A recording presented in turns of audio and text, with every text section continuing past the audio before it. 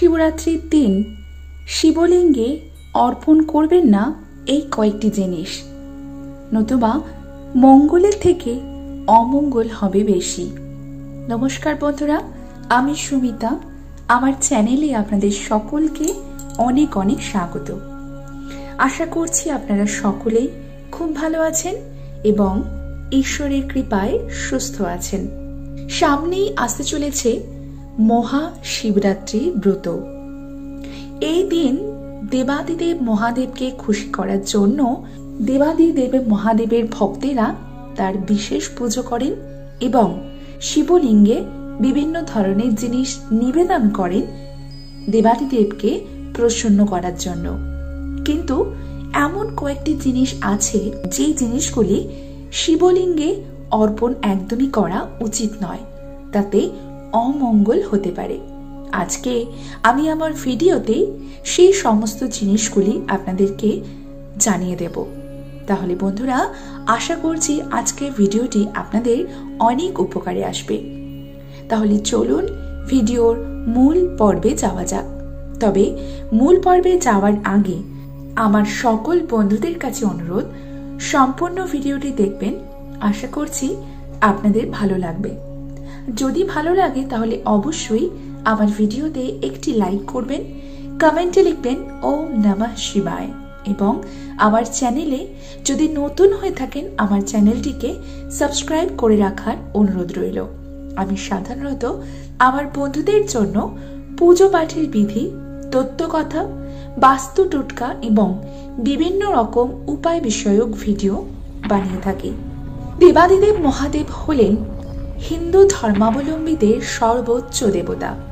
সনাতন ধর্মের শাস্ত্র সমূহে তিনি পরম সত্তারূপে ঘোষিত। দেবাদিদেব সৃষ্টি, স্থিতি, প্রলয় রূপ, তিনটি কারণের কারণ। তিনি সমসাময়িক হিন্দু ধর্মের তিনটি সর্বাধিক প্রাচীন সম্প্রদায়ের অন্যতম শৈব সম্প্রদায়ের প্রধান দেবতা। এছাড়া ভগবান শিব স্মার্ত সম্প্রদায়ে পূজিত ঈশ্বরের পাঁচটি প্রধান রূপের একটি রূপ। তার বিশেষ রুদ্র রূপ ধ্বংস, সংহার ও প্রলয়ের দেবতা। সর্বোচ্চ স্তরে দেবাদিদেবকে সর্বোৎকর্ষ, অপরিবর্তনশীল পরম ব্রহ্ম মনে করা হয়।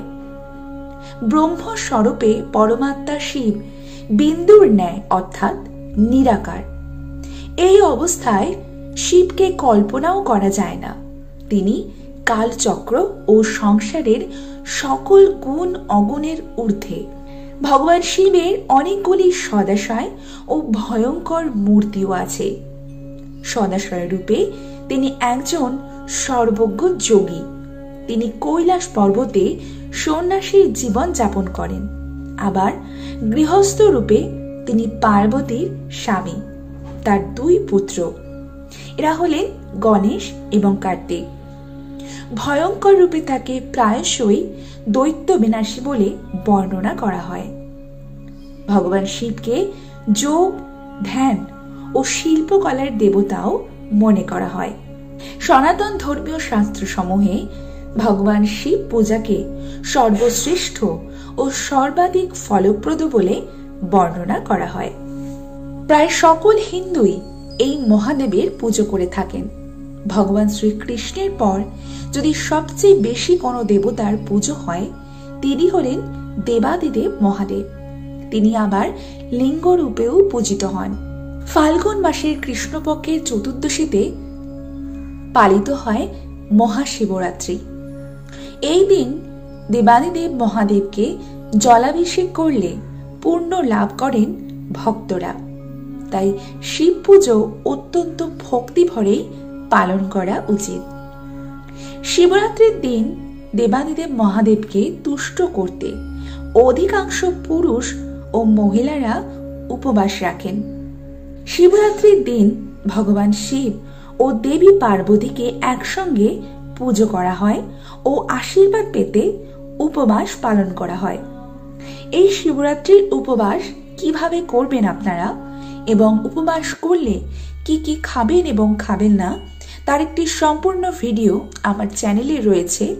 আমি ডেসক্রিপশন বক্সে লিংক দিয়ে দেবো, আপনারা চাইলে সেটি দেখে নিতে পারেন। এই দিনে শিব পার্বতীর উপাসনা করলে ভক্তের জীবনে অপরিমেয় আশীর্বাদ বর্ষিত হয়। মহাশিবরাত্রি হল সেই মহারাত্রি যা শিব উপাসনার সঙ্গে ঘনিষ্ঠভাবে সম্পর্কযুক্ত। নিরাকার থেকে আকারে তার অবতারের রাতকে অর্থাৎ দেবাদিদেব মহাদেব এই দিনেই লিঙ্গ রূপে অবতার হন, তাই এই রাতকে বলা হয় মহাশিবরাত্রি। তিনি আমাদের কাম, ক্রোধ, লোভ, আসক্তি, হিংসা থেকে মুক্ত করেন এবং পরম সুখ, শান্তি ও ঐশ্বর্য দান করেন।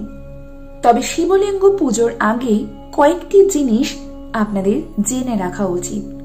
শিবলিঙ্গে যে জিনিসগুলি অর্পণ করলে দেবাদিদেব তুষ্ট হন, সেই জিনিসগুলি নিয়েও আমার একটি ভিডিও করা আছে, আপনারা চাইলে সেটি দেখে নিতে পারেন আমার চ্যানেলে ভিজিট করে।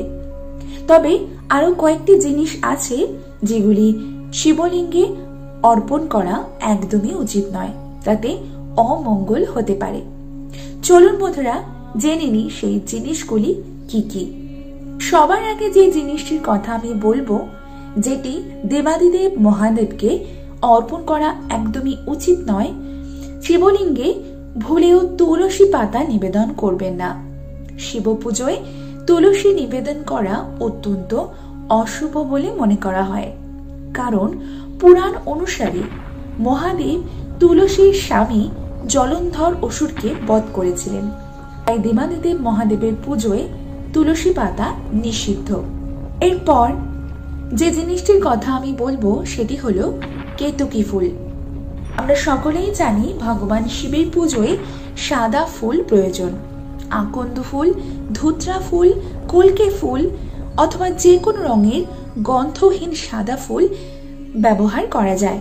তবে একটি ফুল যেটি শিব পুজোয় ব্যবহার করা যায় না, সেটি হলো কেতকী ফুল। শিব পুরাণ অনুসারে ব্রহ্মা যখন মহাদেব সম্পর্কে মিথ্যা ভাষণ করেছিলেন, তখন তার সেই মিথ্যা বচনে ব্রহ্মাকে সাহায্য করেছিলেন কেতকী ফুল। সেই কারণে মহাদেব কেতকী ফুলকে অভিশাপ দিয়েছিলেন যে তার পুজোয় কখনোই কেতকী ফুলের ব্যবহার করা হবে না, তাই কেতকী ফুল দেবাদিদেবের পুজোয় নিষিদ্ধ। এর পরের জিনিসটি হলো হলুদ। মহাদেবের আরাধনায় ভুলেও হলুদ ব্যবহার করতে নেই। হলুদ মহিলাদের সঙ্গে সম্পর্কযুক্ত। শিবলিঙ্গে হলুদ নিবেদন করা অশুভ বলে মনে করা হয়। এর পরের জিনিসটি হলো ভাঙা চাল। বলা হয় শিবলিঙ্গে অখণ্ড আতপ চাল অর্পণ করলে আর্থিক সমস্যা থেকে মুক্তি পাওয়া যায়, কিন্তু খেয়াল রাখবেন সেই চালটি যেন ভাঙা চাল না হয়।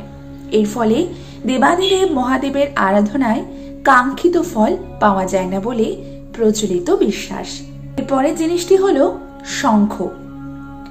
দেবাদিদেব মহাদেবের পুজোয় শঙ্খ ব্যবহার নিষিদ্ধ, অর্থাৎ শঙ্খের মধ্যে জল দিয়ে সেই জল দিয়ে কখনোই শিবলিঙ্গ অভিষেক করাবেন না, কারণ শঙ্খচূড় নামে এক দানব একবার দেবতাদের আক্রমণ করেছিলেন।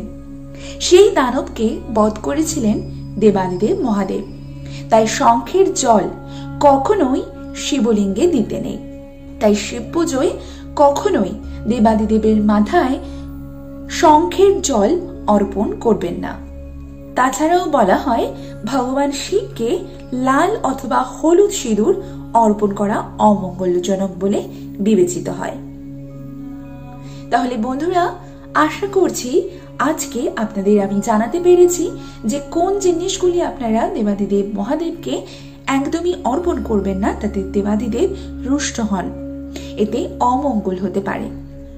আশা করছি আজকের আমার ভিডিওটি আপনাদের ভালো লেগেছে এবং একটু হলেও আপনাদের উপকারে আসবে। তাই অবশ্যই যদি ভালো লাগে আমার ভিডিওতে একটি লাইক করবেন এবং আমার ভিডিওটি বেশি বেশি করে শেয়ার করে দেবেন, যাতে সকলের কাছে এই ভিডিওটি পৌঁছে যায় এবং সকলে এই ভিডিওটি পেয়ে উপকৃত হয়। তাহলে বন্ধুরা, আজকের ভিডিওটি আমি এখানেই শেষ করছি। আপনাদের সঙ্গে দেখা হবে আরো একটা নতুন ভিডিও নিয়ে খুব শিগগিরই।